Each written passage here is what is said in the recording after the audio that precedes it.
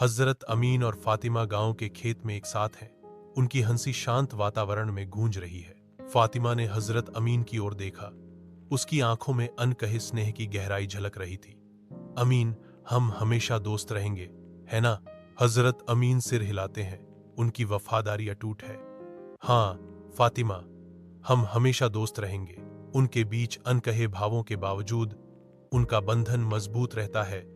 उनकी दोस्ती उनके जीवन में एक निरंतरता है। अपने घर में अकेला हजरत अमीन फातिमा के विचारों में डूबा हुआ है। उसकी भौहें अनकहे भावों से सिकुड़ी हुई हैं। उसे अचानक एहसास होता है, उसकी आंखें फैल जाती हैं, क्योंकि वह अपनी भावनाओं की गहराई को समझता है। उसकी भावनाओं का भार उस पर बैठ जाता है। उसका भाव गंभीर हो जाता है।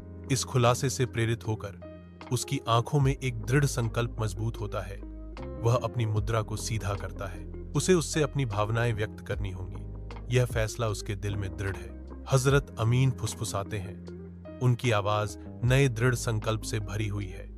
मुझे फातिमा को बताना होगा कि मैं उसे कितना चाहता हूं। जैसे ही सूरज डूबता है, हजरत अमीन और फातिमा शाम की हल्की रोशनी में नहाए हुए नदी के किनारे एक साथ बैठते हैं। हजरत अमीन अपनी अंतरतम भावनाओं को प्रकट करना शुरू कर देते हैं।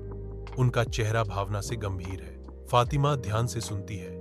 उसकी आंखें अपनी भावनाओं की गहराई को दर्शाती हैं, क्योंकि वह जवाब देती है, अमीन, मैं भी तुमसे मोहब्बत करती हूं। अमीन दिल से वादा करते हैं, फातिमा, हम हमेशा साथ रहेंगे।